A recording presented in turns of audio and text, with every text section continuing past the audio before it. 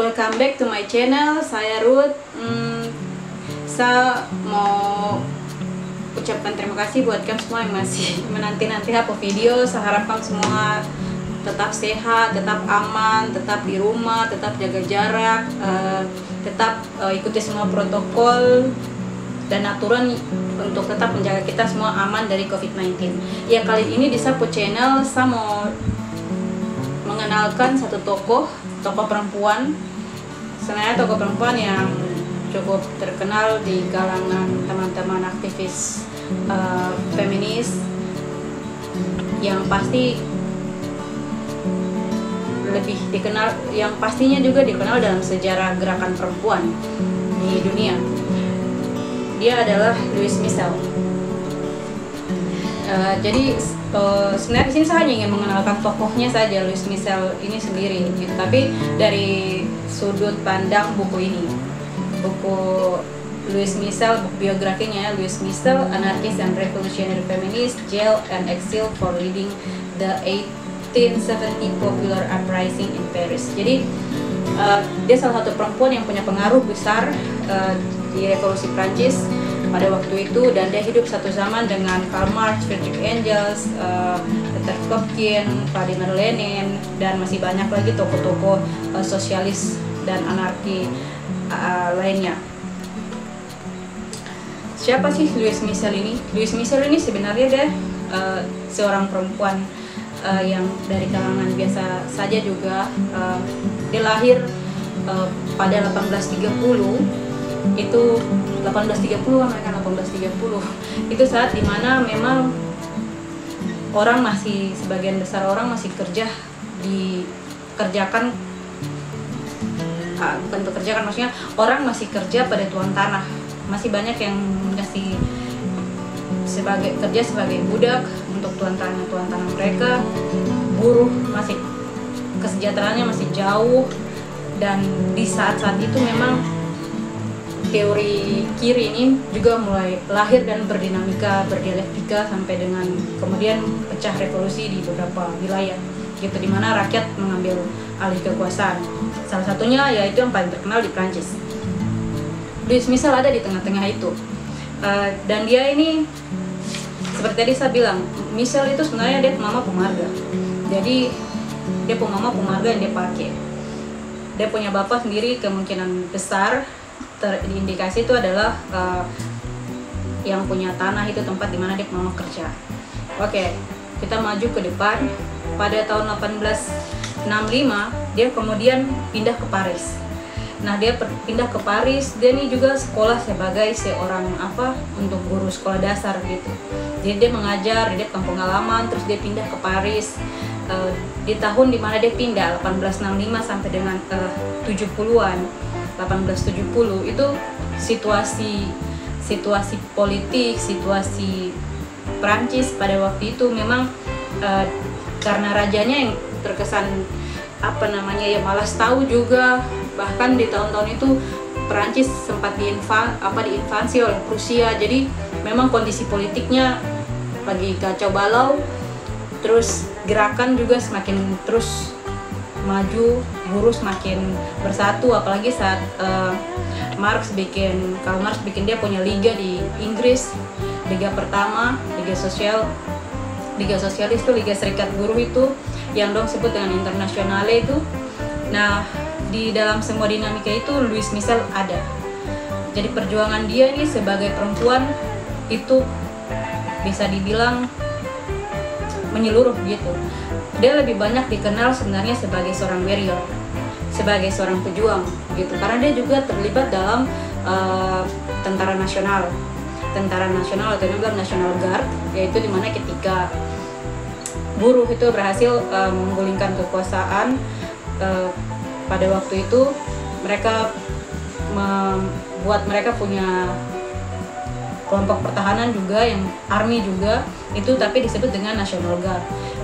Louise Michel juga terlibat di dalamnya dengan beberapa perempuan yang revolusioner. Dia juga mengambil posisi dan peran strategis untuk menjangkau orang-orang yang pada waktu itu terluka saat saat terjadi peperangan itu, pada waktu Prusia masuk untuk invasi, bahkan ketika setelah itu, setelah mereka punya peperangan yang berdarah-darah itu. Jadi sebenarnya biografi ini para aktivis dan para peneliti mereka tulis itu untuk kita juga bisa belajar dari pengalaman mereka. Mereka juga adalah orang-orang yang hebat, tapi juga bukan orang-orang yang sempurna. Jadi mereka juga punya kekurangan, dan kita perlu untuk belajar dari sejarah mereka. Nah, Louis Michel dalam pergerakannya seperti tadi saya bilang, dia terlibat dalam ambulance worker. Ambulance worker itu yang tadi saya bilang, dia langsung terjun untuk bisa ambil peran secara langsung untuk mengobati tentara. Mereka punya National Guard yang terluka itu. Dan yang menarik di sini, dia tuh mengorganisir hampir semua basis perempuan gitu. Jadi termasuk para pekerja seks.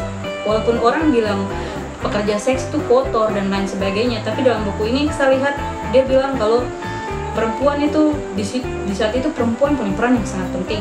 Perempuan punya peran yang sangat besar. Orang-orang yang terluka itu harus dirawat oleh tangan-tangan yang murni. Dia bilang kayak gitu. Jadi dia mempekerjakan semua orang, khususnya perempuan. Mereka bersolidaritas yang cukup besar, walaupun di dalam situ juga jelas mereka punya dinamika sendiri, khususnya perempuan di dalam kubu sosialis itu sendiri.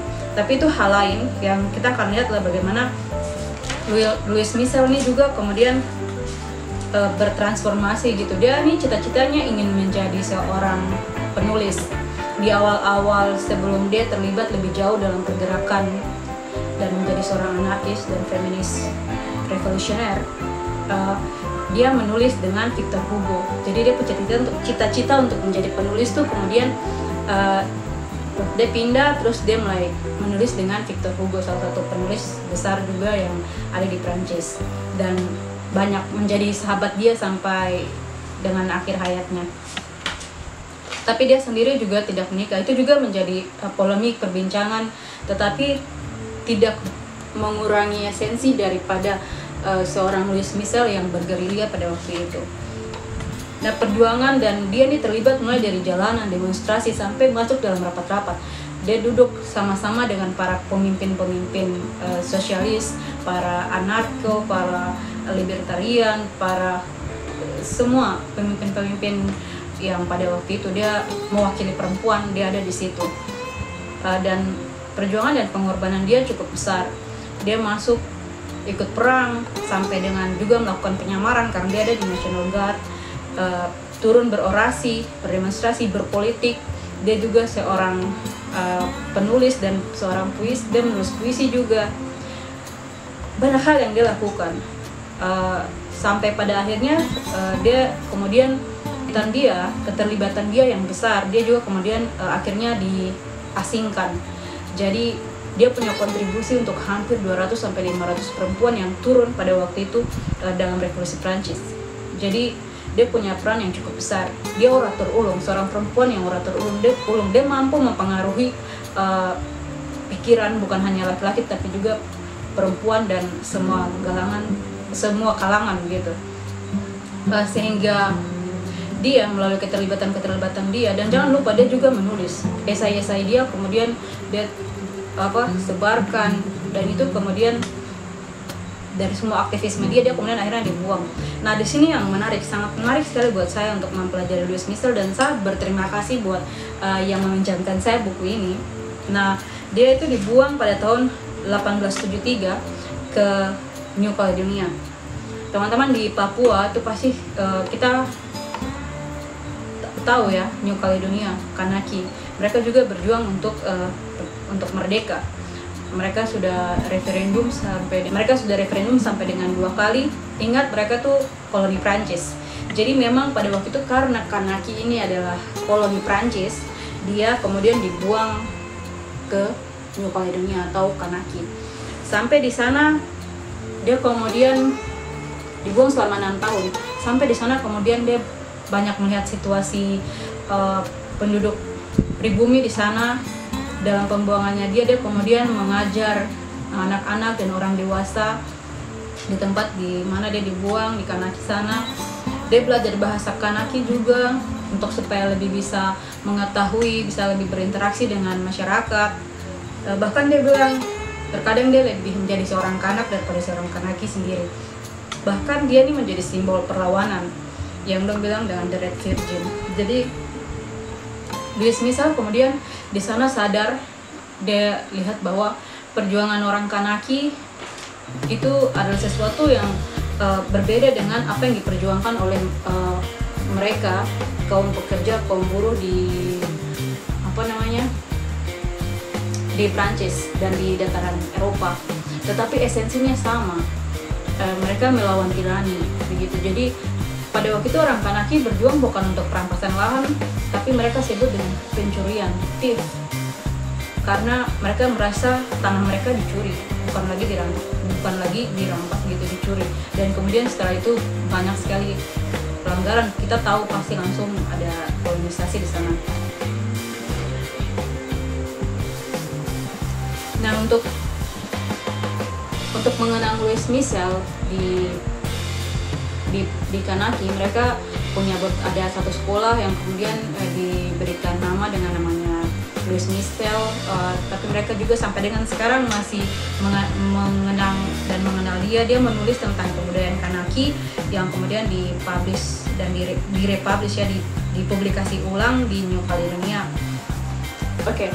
Dan di dalam buku ini, catatan biografi seorang Louis Michel, dia menyatakan diri sebagai seorang anarkis itu ketika dia ada di pembuangan di New Caledonia atau di Kanaki.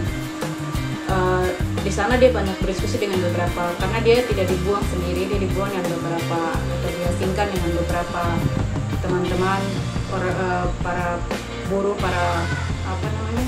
para sosialis, para anarkis. Dan di saat itulah dia memutuskan untuk mengikuti aliran itu atau mengikuti pemikiran itu sampai dengan akhir hayatnya. Di buku ini dengan jelas menyebutkan seperti itu. Dia meninggal di usia 74 tahun itu pada tahun 1905. Jadi Januari 1905. Jadi saya dia hidup di masa 1830 sampai dengan 1905. Dia berada di tengah antara peralihan abad yang kemudian menjadikan dia sosok yang harus kita kenal.